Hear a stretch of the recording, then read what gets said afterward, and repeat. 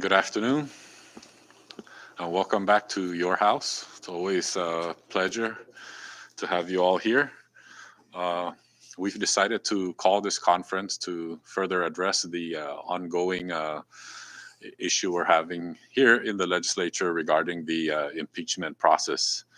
And just to refresh everyone's memory, as you all know, a few weeks ago, I was served with a notice to make an appearance, and I was given a little over a day to respond.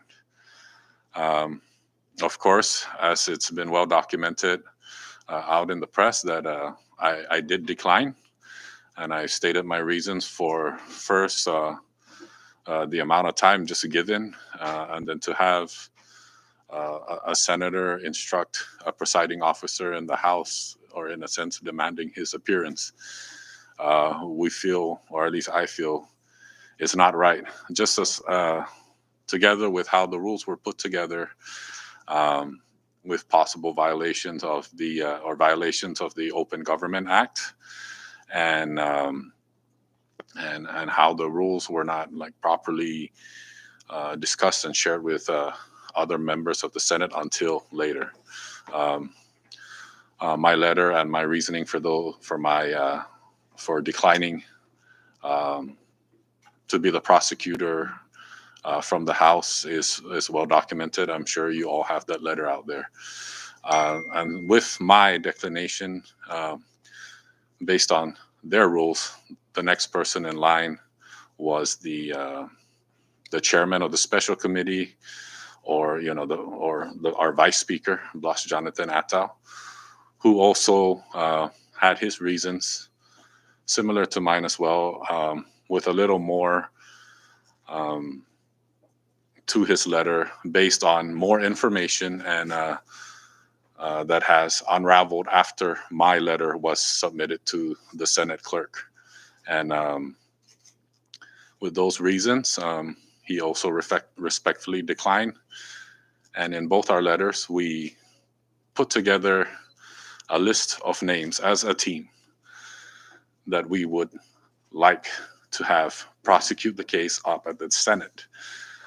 Um, and not too long ago, it was brought to my attention that there was an article out by the Senate president saying that he would allow the House to pick their prosecutor, and when we do pick, he would acknowledge and accept that selection. I did not respond to that because it was not an official communication to my office. It was brought to my attention that it was out on the newspaper. I believe it was the Saipan Tribune. But even with that, we were in discussion in looking into who should we pick. And even before that discussion can happen, we received, and Rep. Corina Magofnia received, a notice to file an appearance. Obviously, they selected her to be the prosecutor. And Rep. Magofnia, would you like to carry on here for your explanation as to your position? Thank you, Mr. Speaker, and thank you to the media. Welcome to your house and to the viewing public who are out there. And so, just to inform the public, I was served the notice to appear yesterday at 2:44 p.m., giving me really just a little bit over 24 hours to respond. And so I did come up with my response, and I will be reading a portion of the letter to you. So, at this point in time, I am unable to accept or decline the notice to file an appearance in this matter. The notice referenced on the Senate President's letter that was served to me yesterday has no constitutional grounds or legal basis that, pursuant to his authority under the Senate Impeachment Rule 7A2, it is appropriate to select the House member from the Speaker's list of members to serve as the House impeachment prosecutor. As a preliminary matter, as the speaker explained, both himself and Vice Speaker Atto have already made it clear that the CNMI Constitution provides no authority for the Senate for the Senate's promulgation of rules that encroaches upon the ability of the House to prosecute Governor Torres. With respect to his reference to a speaker's list of members, the speaker and the vice speaker both indicated that the House was preparing as a cohesive team and not as individuals to prosecute the matter. The House has not selected any members to serve as a sole House impeachment prosecutor, and assuming that one member must be selected, this decision should be made solely by the House leadership and not the Senate President. According to Rule 7, the Senate President can select the House impeachment prosecutor if the first two options decline. The notice to me is improper because only the Speaker has declined to be the prosecutor because the notice sent to Vice Speaker Atta was a nullity. It was sent to a former chairman of a non-existing committee. Representative BJ Attal explained that he declined to accept the selection by then presiding officer Carl K. Neighbors because the notice was one, not issued by a person who was not properly designated. Two, the Senate clerk did not administer the oath to him. And three, under Rule 6D, Senator Neighbors was not even allowed to be a presiding officer until there was a hearing before the entire Senate. Therefore, this notice to me is premature because the previous notice was invalid. I would also like to inform the public that the notice to appear was served to me yesterday at 2:44 p.m. These unreasonable timelines are unduly rigid, inflexible, and unjustifiable. The issuance of the notice and this order that I enter in an appearance at the House impeachment prosecutor as the House impeachment prosecutor. Sorry, let me put my glasses on. Okay, much better. Amounts to the senatorial overreach. The Senate presiding officer is not in any position to issue orders to anyone outside the CNMI Senate. The Speaker of the CNMI House of Representatives is the presiding officer of the CNMI House, and accordingly, he, Speaker Edmund Villagomez, has the sole power to issue orders to members of the CNMI House. There was also no authority for you to issue a notice on March 29, 2022 at approximately 12 p.m. and demand a response by 4 p.m. today, even under the biased Senate rules. The notices to both the Speaker and the Vice Speaker provided less than 2 working days. As the Senate President has stated in the media, the CNMI Constitution does not provide any language on the issue of who should determine who prosecutes Governor Torres in the Senate. However, despite this absence of clear and constitutional delegation, the Senate claims that it has the absolute power to determine who should and should not serve as the prosecutor. This is contrary to state and federal impeachment practices that provide that the House should select its own prosecutors to ensure a fair and reasonable opportunity to present all the relevant evidence. This unconstitutional power grab is exacerbated when you threaten to proceed without a single House impeachment prosecutor while ignoring the House's 5-member team.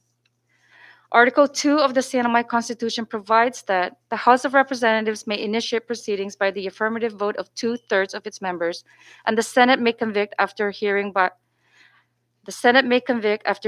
the affirmative vote of 2/3 of its members. Thus, the Constitution provides that the Senate listen to the evidence, not determine who presents it. Both Speaker Villagomez and Vice Speaker Atto have indicated that the House has a 5-member team that is diligently preparing to prosecute the impeachment case. Allowing the House to choose its own team of prosecutors is only fair, considering the governor has no limitations whatsoever. And in conclusion, the CNMI Constitution provides for the impeachment of the governor. It is a mechanism that exists to protect the people of the Commonwealth from abusive and corrupt officials that abuse their power and take advantage of their position. This process is less about removing a governor and more about safeguarding the public trust. The Senate should work hand in hand with the House to ensure that the governor is held accountable for breaches of public trust.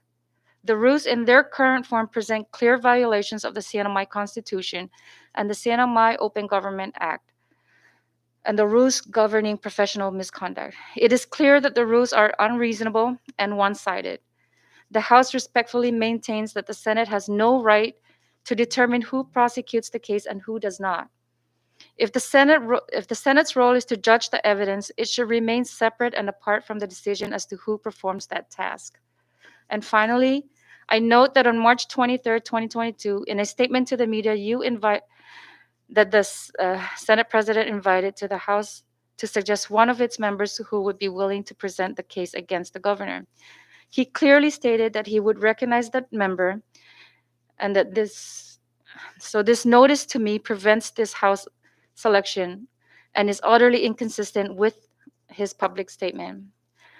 Based on this, I respectfully put you on notice, Mr. Senate President, that the House stands ready to prosecute the governor. Representative BJ Atto, Selena Babauta, Donald Manglonia, Leila Staffler, and I have been preparing as a unit to prosecute the impeachment case together. You requested one prosecutor. We have chosen one prosecutor team consisting of 5 members. The Senate has no right to ignore our decision and proceed without us. Thank you.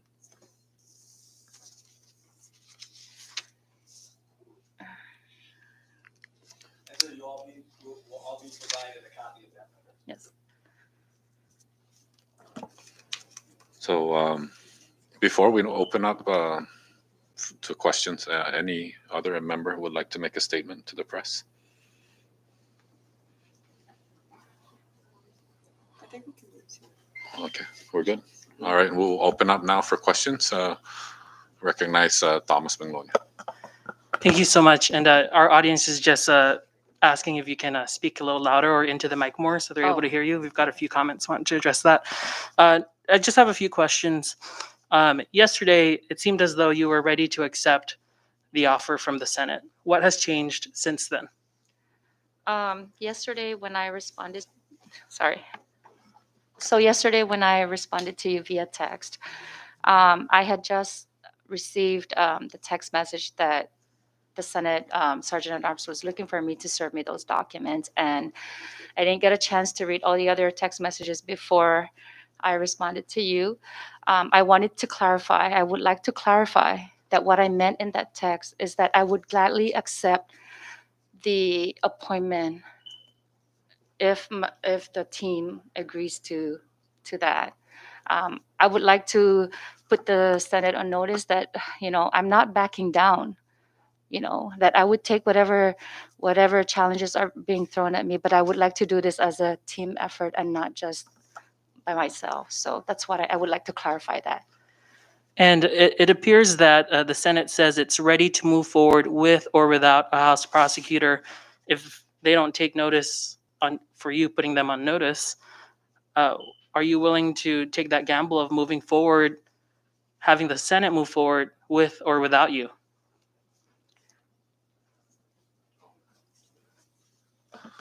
Sorry for that confusion there, Thomas. Can you hear me fine?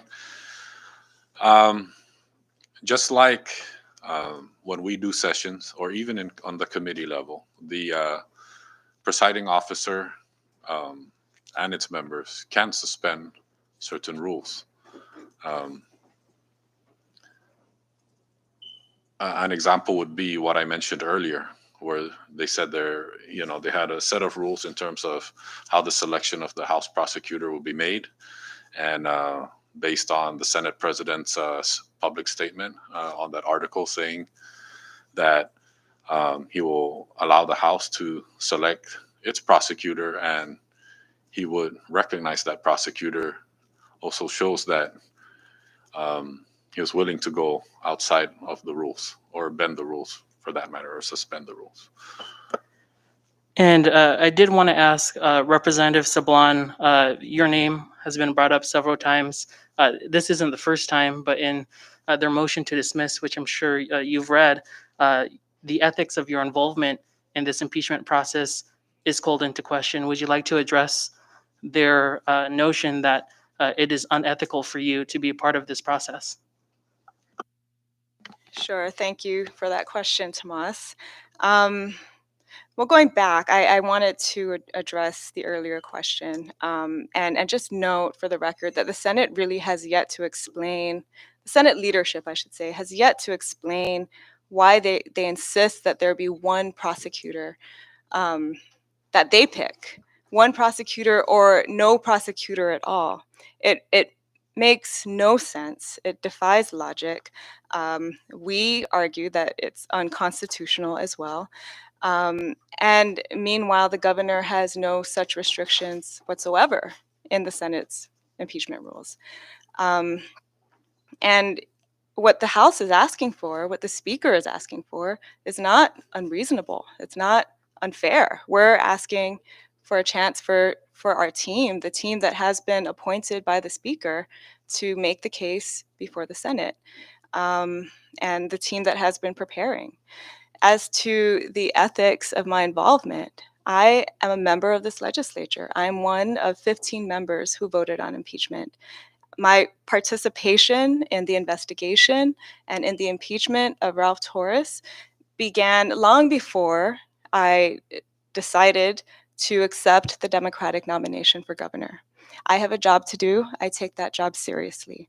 And I would also note that prior to my vote on the impeachment, once it was clear that I was the Democratic nominee, prior to that vote, I consulted with multiple attorneys, our House counsel as well as outside counsel, and we reviewed House ethics rules as well as the ethics code to see if there was an impermissible conflict that would bar me from continuing to participate in that process. And the answer was no.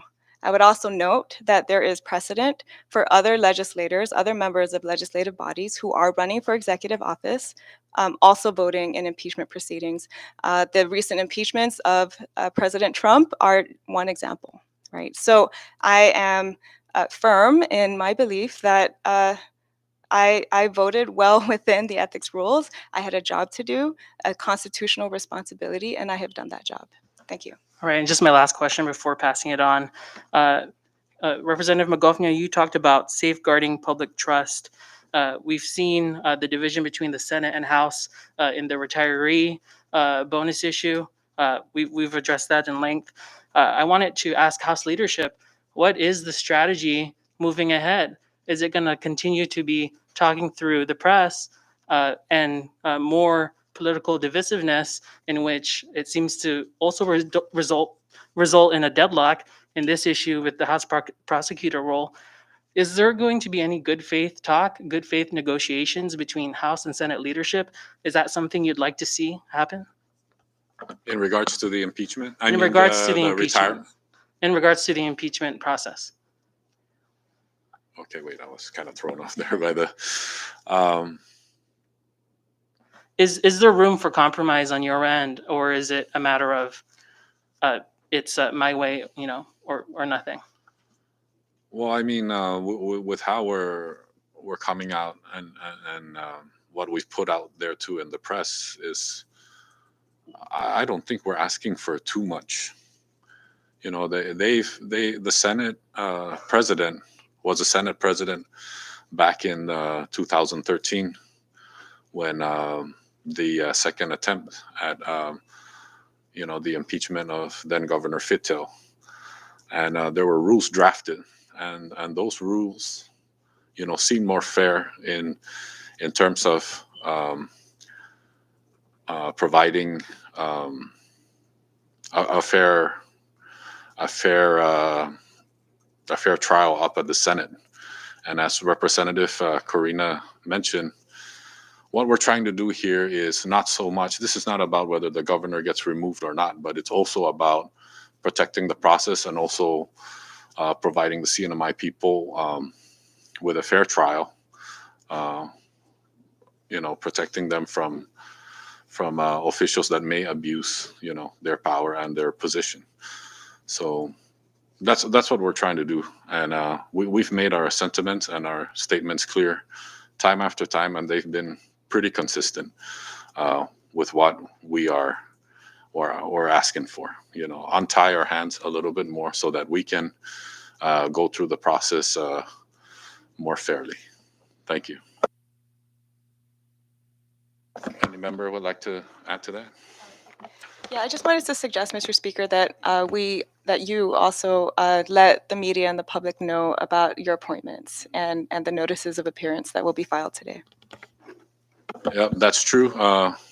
As Brad mentioned earlier, of course, you have Representative Corina that will be declining her to make an appearance. I will also be sending a letter to the Senate President, just reminding him that the list of names that I have listed, and even the Vice Speaker, was meant to be proposed as this is the team that we would like, the cohesive unit, the unit that we would like to send up there to prosecute. So we wanted to make that clear.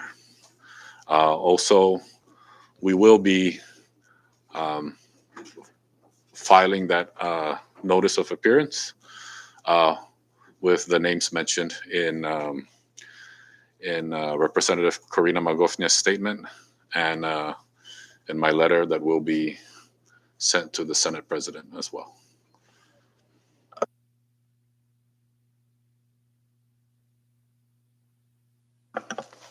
Recognize Ferdy.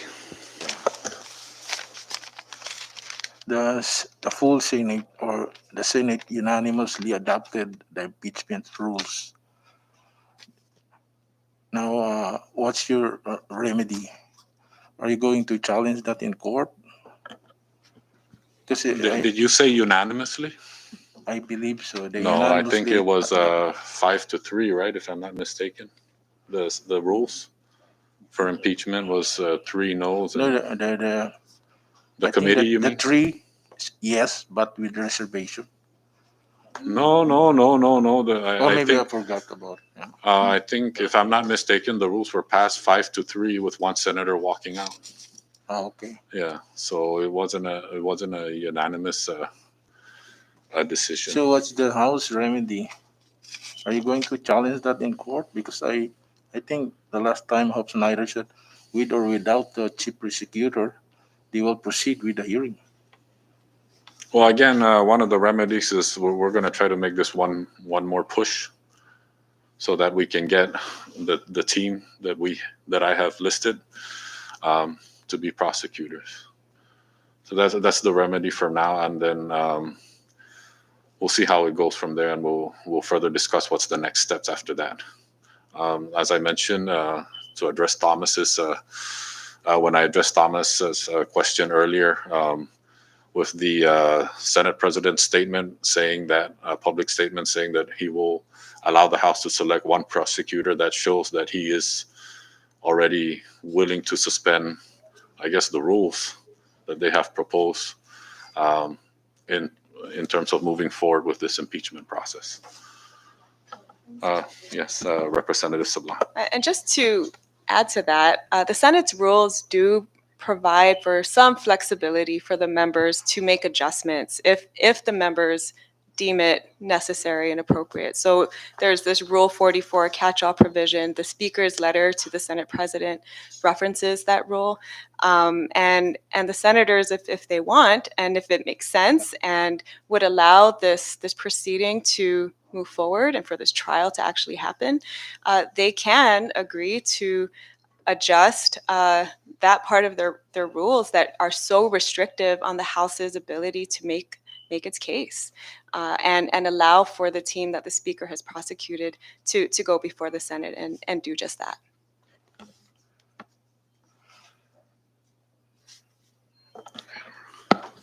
Recognize Sally. Would you like us to move the mic?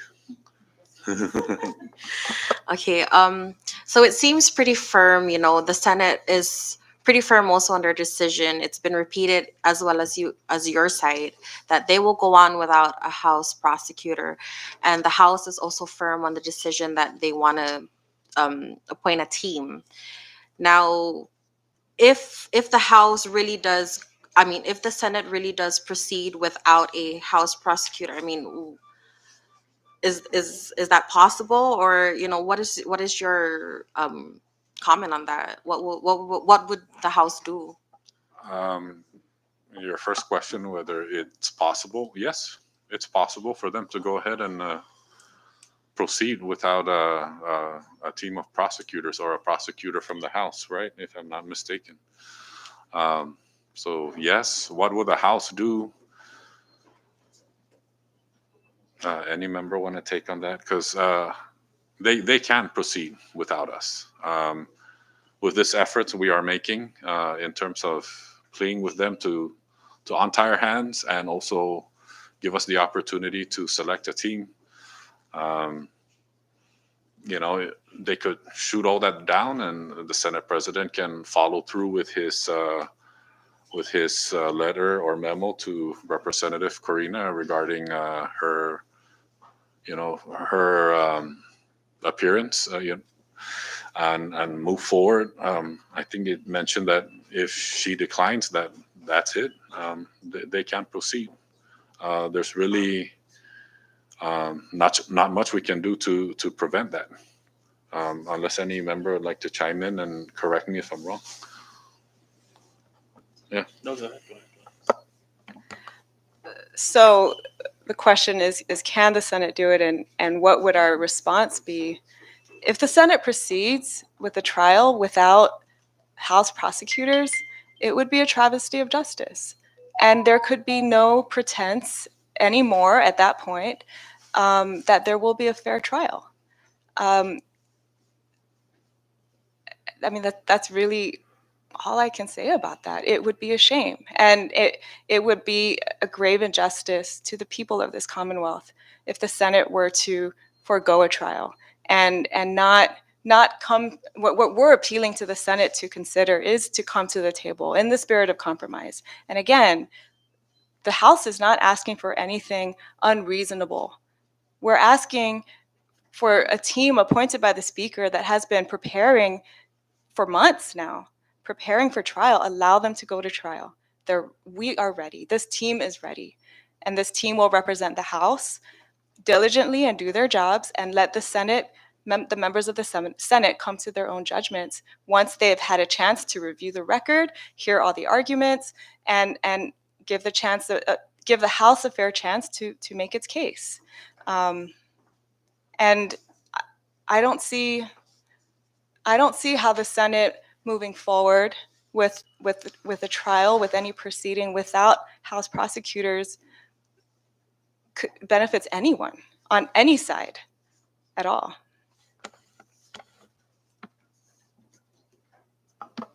Rep Sablon, yesterday, on Monday, right, the governor filed a motion to dismiss the articles of impeachment, and it did state that, or when we asked the Senate how they're going to move forward with that motion, they said that a rebuttal could be done by the House prosecutor during the oral arguments in the trial. So, you yourself, if you want to present a rebuttal, I mean, how would you address that?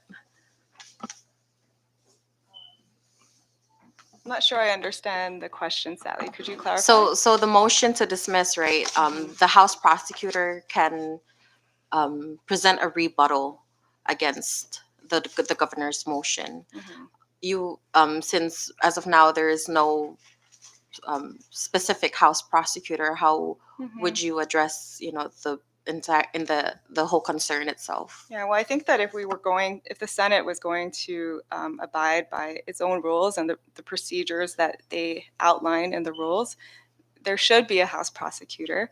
Our argument is that it should be a team of prosecutors that the Speaker appoints, and then the governor filed simultaneously both an answer and a motion to dismiss, and that is also not exactly within the procedures and the timelines that are provided in the rules. I think we would really have to consult with counsel about how the House responds as again, as a team, as a body, to this latest filing. But first things first, we need to have prosecutors appointed. To follow up that question, Tina, Okay. what's your response about Anthony Agon's assertion in the motion to dismiss that the articles of impeachment that the House acted in excess of its constitutional mandate by demanding that Torres should not seek re-election? I think you're referring to the disqualification from running for office again. Is that what you're referring to? That language in the impeachment resolution? The penalty. Right. So there is precedent for that language appearing in other impeachment resolutions where an official who is impeached in the House and then convicted in the Senate is removed from office and disqualified from seeking office again. That language actually appears in the previous, for example, it appears in the previous impeachment resolution that was adopted by the House during the 18th legislature. So it would ultimately be up to the Senate to decide if this trial does happen and they vote to convict on any one of the articles of impeachment. It would be up to the Senate to decide what penalties to impose at that point. The articles of impeachment really just propose a series of penalties, and they raise the charges, right? But in terms of disqualifying the governor from office, from running for office again, that would be a penalty that would be up to the Senate if this trial even happens. Follow up. According to Agon, the Constitution limits to removing an official, but not barring from seeking re-election. That's according to Right. Attorney Agon. And we could also present other arguments if given the chance for the other penalties that are proposed in the impeachment resolution. Thank you.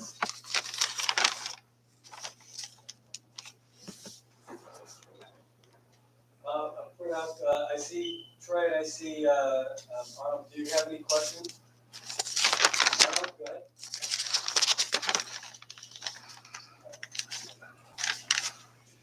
Thanks for asking. We can't hear you though. 1 second. See if that's us. Okay. Okay, you hear me now? Yes, now we can. Yes, yes. Yeah, okay. I have a question. The last impeachment process did not go this far. So this is the first time in the history of cinema that an impeachment process have gone this far, right? So my question is there anything or any constitutional or legal course of action that House leadership is left to do in case the Senate would proceed in their own way? Like, Congresswoman Sablan is going to be a grave injustice. So are you going to stop there? Is there anything left for you to do after all this, if the Senate would proceed it in their own way?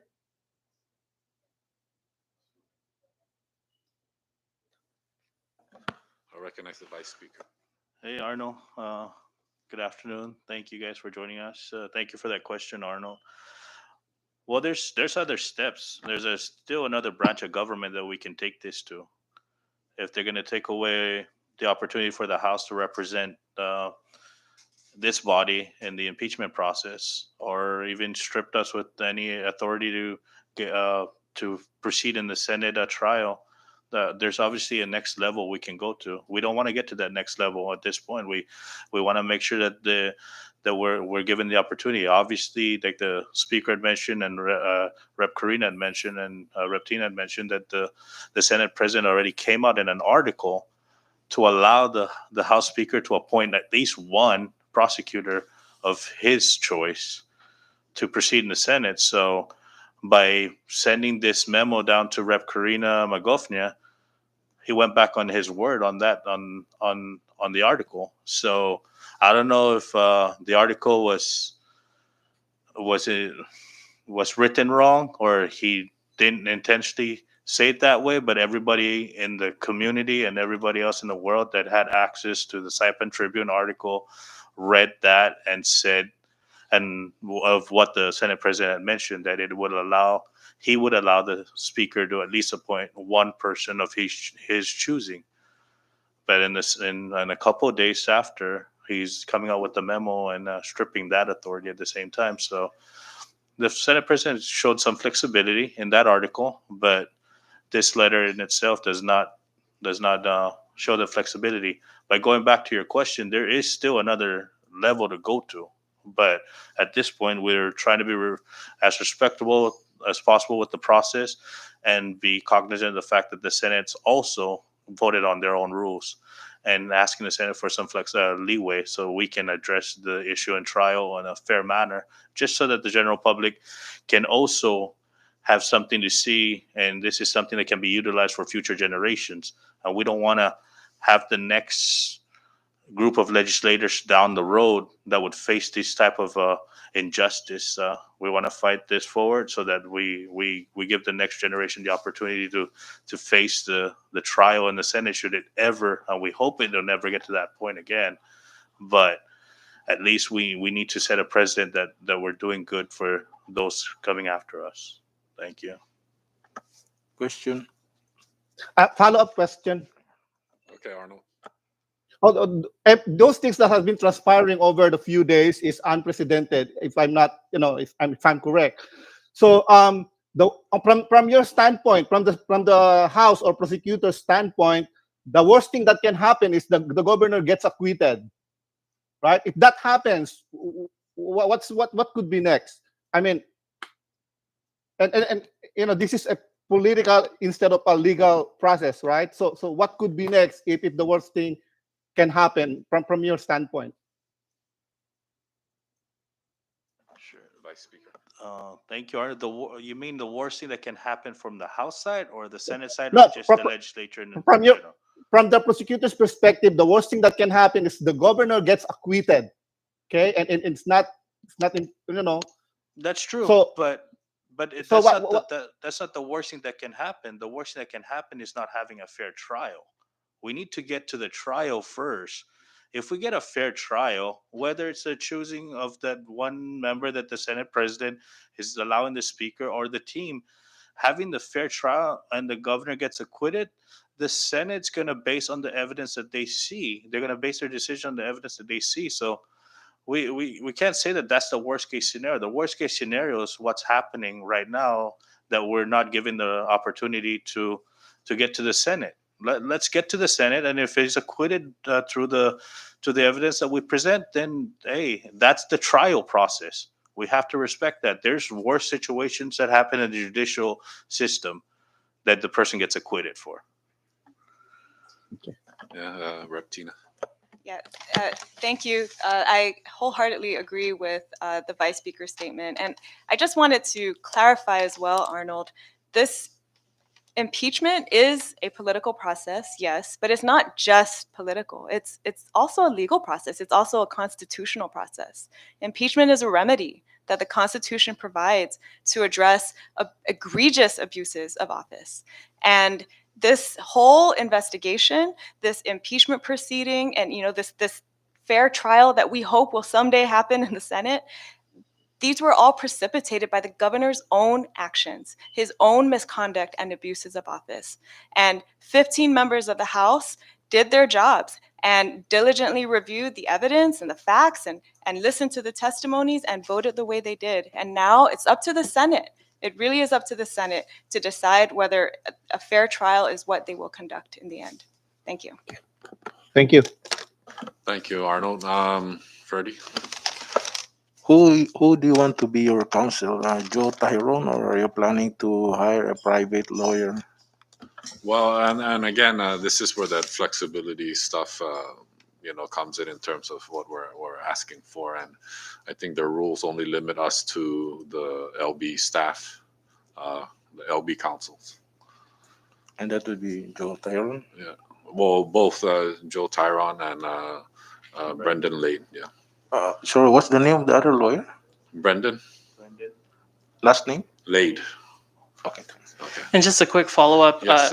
If you are granted this team, if the Senate allows this team to move forward, are there any other issues that would further delay this process on the House Senate? Is this literally the only issue that is blocking you from moving forward in the impeachment process? Or are there other issues that you're anticipating running into that will further delay this process? Well, definitely, if I was given the opportunity to pick this team to move forward, that for now, yes, I think that's the main issue, because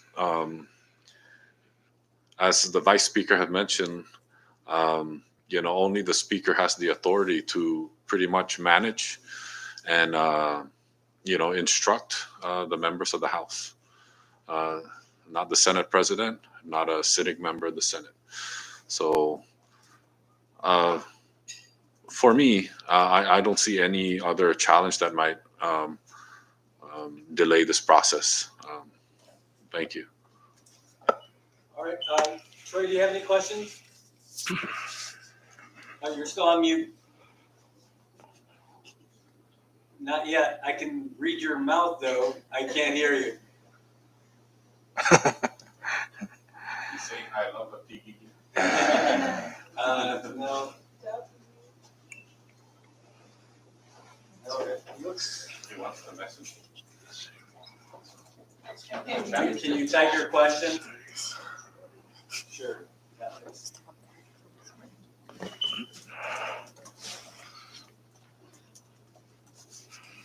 So that was interesting. So You're unmuted, but you're not, you need to unmute yourself. Yeah. He's asking to type his question. Can you check the comments?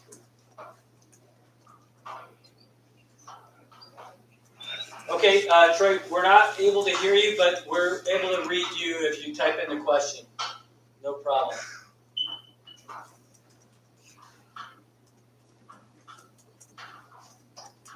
Okay, this question came in from Troy and Guam. At what point will the House show its hands, throw its hands up into the air and recognize the Senate will not be giving the people a fair trial?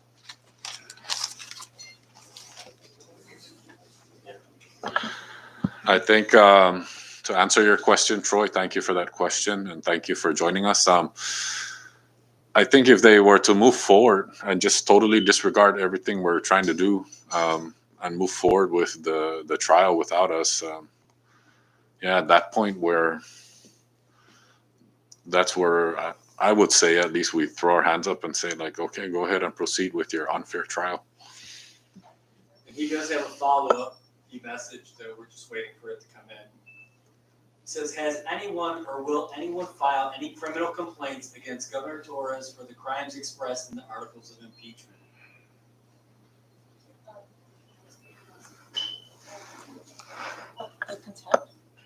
Go ahead, Sure. Tina. Thank you, Mr. Speaker. Thank you, Troy, for that question. I would note that one of the articles of impeachment, the contempt charge, is a criminal charge that has already been referred by the Speaker to the Attorney General for prosecution. As to the other charges in the articles of impeachment that make references to crimes that have been committed, that ultimately is up to the Attorney General. He certainly has a copy of the articles, and he has a copy of the minority report that came before it. But it is up to the Attorney General to prosecute. All right, and the next one he has again is the follow-up question. Are any of you on the panel here today willing to state right now that this is looking like a charade on the part of the Senate?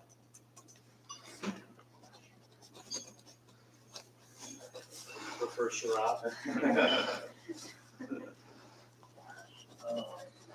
Anybody? Okay, Thomas Heaton, do you have any questions, Thomas? And you're muted right now. I can see you're muted. If you've got a question, you can unmute yourself. Sure. Thank you for having me. I'm just wondering, Mr. Representative Villagomez, you mentioned that there was a possible next step that you could take in this process. Could you, something that you alluded to there, I might have missed it, but could you just tell me what exactly that was? Was Please? a possible, what was that? Can you? A possible next step that you could take if this continues. What's that mean? Possible next to yeah, I think that was the vice speaker. Are we going off of? My apologies. Sorry. Are we going off of Arnold's question? The possible next step should. Yes, yes. Okay. Well, the possible next step would be filing an actual lawsuit against the Senate, right? We don't want to get to that point. We want to take care of our business here in this branch of the government so that we can move forward. Just like the judicial branch, the Supreme Court had recused themselves. All Supreme Court justices in the Sinema had recused themselves to sit in the Senate trial during this impeachment hearings. They want their hands out of the political process and stick to their own branch of government. But unfortunately, if the branch of government is not taking care of its own business, they're going to have to go to the next level to take care of that branch. Just like the issue with the contempt case that Rep. Tina Sablan had mentioned, that the governor had actually filed a lawsuit against the JGO committee regarding our inability to send subpoenas and our inability to have immunity, I believe. Thank you. Thomas? Tom, do you have a follow-up, or are you okay? Yeah, sorry, just one other question is, the governor has expressed a sentiment that he wants to get this over and done with. I'm wondering if you could respond to that statement, considering all of the recent actions and everything that's going on at the moment. Well, the sooner the Senate meets our humble and kind request to allow me to select my team to go up there and prosecute, then the sooner we'll probably get this done. Rep. Sablan, Tina? Yeah, I think it's fair to say that we all in the House would like nothing better than to get this over and done with as well, in as diligent and efficient a manner as we can, and as fair a manner as we can. We'd like to see resolution to this too. And I've been mulling over Troy's earlier question, and I like to address that at this point. At what point is anyone willing to state on the record that this is looking like a charade on the part of the Senate? I mean, I don't know that I would go that far, but I will say it is disappointing to all of us here, to say the least, at how this process has unfolded thus far. And we haven't even begun the trial. We haven't, but with the adoption of the rules, the fact that the governor's own counsel was involved in the drafting of the rules, outside counsel, not the Legislative Bureau's counsel, were involved in the drafting of the rules. And they're so obviously one-sided and so obviously tie the hands of the House and prevent this body from presenting a strong case before the Senate. And there's no other reason for that, no reason that has been given anyway for why the Senate insists on picking the prosecutors and not giving the Speaker the courtesy and the respect to appoint the team that will go forward in the Senate. So,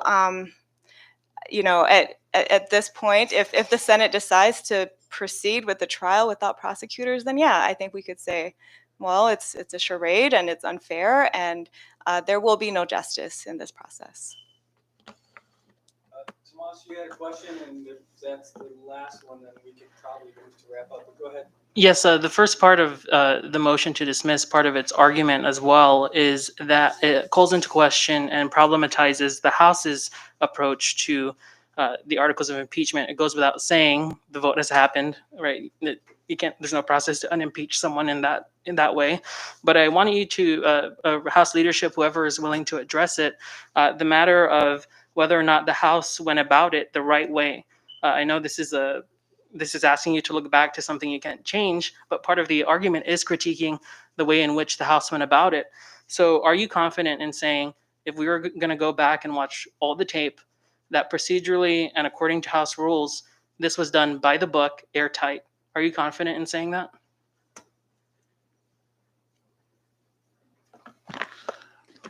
Which level are you talking about, Tomas? Are you talking The about impeachment the process in the JGO? House. Oh, well, it seems as though they take issue with all of it. The Well, G- particularly with the JGO committee. well, a lot of the members of the Senate were also members of the 18th legislature that prepared the rules for the impeachment of then Governor Fitto. What had transpired in the 17th legislature was a special committee that was created by then Speaker Eli Cabrera. And that special committee were given 30 days to come up with their investigation under the impeachment that was introduced. I believe it was 17-12 or something like that. That was introduced by then Representative Joe Guerrero. The process went through. They took the whole 30 days. Council Joe would be sitting here. We were kicking ourselves back then as staffers of the Legislative Bureau. We were working 18-hour, 20-hour days because we had to prep every single day because of the time limit that was given. It didn't pass the 17th legislature. So in the 18th legislature, those same documents and videos for all the interview process were introduced as a communication in the House and was sent to a special committee in the 18th legislature chaired by then Representative Antonio Sablan. And I believe they came out within 2 weeks with their findings, and then sent it to the full body for vote. And I believe they got like 16-4 vote back then. So essentially, the JGO committee was what the 17th legislature did. Yes, sorry, with all due respect, Vice Speaker, it's a yes or no.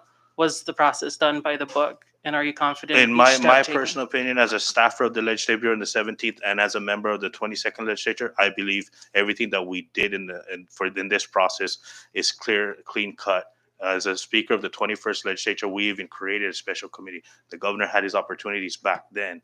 He never took it. The JGO committee gave that same opportunity. So everything that was in the 21st legislature was presented as a communication to the full body that was sent by the speaker after session via memo to the JGO committee.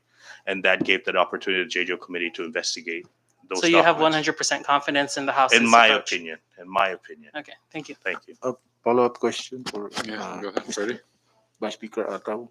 Aragon also stated in the motion to dismiss that the House Impeachment Committee that you chaired only held a hearing for 1 day and did a one-page order, and there was no investigation. You did not conduct interview or get the testimony to support the impeachment articles. How do you respond to that? You're right. We had one meeting, but you also got to remember that 4 members of that special committee also voted no on the impeachment. They had no problems in proceeding forward with the committee's understanding that we were going to send it to the full body. And that's also where the letter to me as the chair of that committee that was non-existent at that time, we've received that letter, that committee didn't vote to impeach the governor. That committee with all members, I think that was a unanimous vote, Ferdy. Unanimous vote that that all the articles of impeachments that were presented under the impeachment articles were going to be sent to the full body to determine the impeachment of the governor. It wasn't that committee that impeached the governor. Every member voted yes, and 4 of them actually voted no on the impeachment, on the resolution itself. So none of them brought up that issue. And the council that's actually wrote this was also a legislative assistant in the 18th legislature in the Senate. So he knows that the work that was done in the 18th legislature is totally different than the work's being done in the 22nd legislature in the Senate.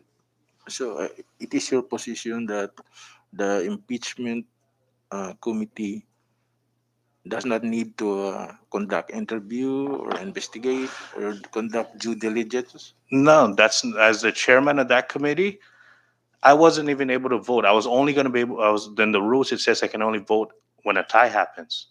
Nobody brought up any issues about bringing this in, bringing more potential witnesses in or any other documents to be reviewed. No member brought that up. They all agreed that we should move forward with the articles of impeachment to be sent to the full body for the full body to determine whether the governor should be impeached or not. None of them brought up any issues that would actually allow the committee to go to interview other witnesses or potentially bring in the same witnesses. Nobody did that. They unanimously voted to put it to the full body for adoption or not, or to kill. So if they're saying that the committee didn't do its work, they got to remember that 4 of the members of that special committee voted no on the impeachment. None of them ever brought anything up during the special committee. Thank you, and I yield. Thank you. Another question. Hey, Audio sounds good. all right. Your last question, the written one, but go ahead, fire away. Thank you. I still have that last question, and but I do have another one that just popped up as after Ferdy asked that last one, if I may. And thanks for your patience as I figured out technology. I'm not really all that bright. So my first question, this is sort of like a poll of each of you on the panel. I'm interested in hearing what all of you have to say. Do you feel like the governor and perhaps even certain of his colleagues in the Senate are purposely frustrating this process when you consider the motion to dismiss that was filed and all the assertions that were made in that motion to dismiss? And if you do feel that they are purposely frustrating this, how frustrated are you about all of this that's up until this point? Without any evidence, I cannot really say that they're purposefully, frustrating the process. But other than that, this is, frustrating. Like we said, we're not even asking for much. Just let me select the team of prosecutors and let's move forward with a fair trial.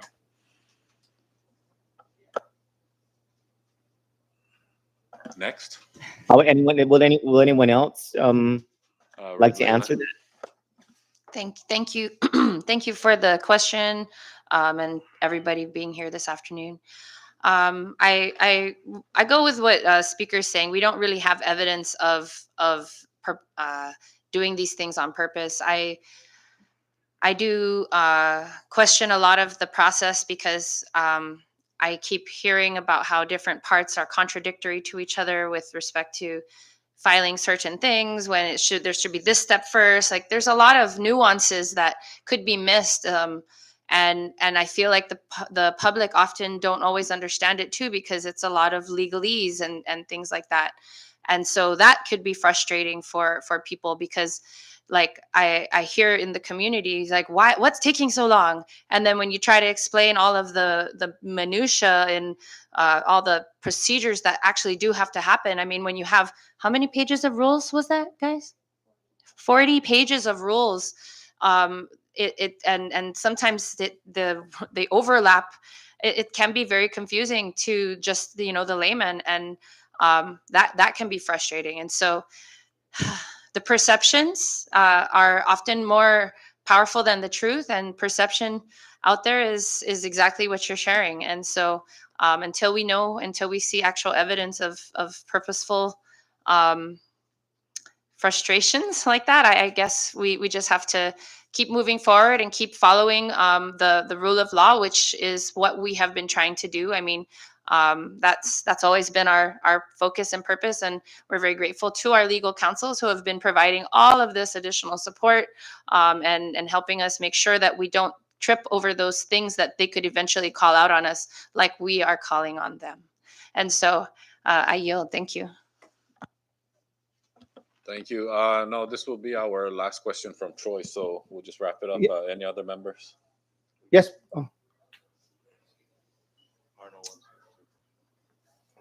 Last. Can I have last question? Okay, last. Promise. Last. Okay, here. The people of the cinema witnessed the JGO investigation last year. And aside from those people, there are people in the community who have direct knowledge of the governor's violations of the law. Okay? Now, since this process is happening on election year, who do you think will bring down the final verdict against the governor?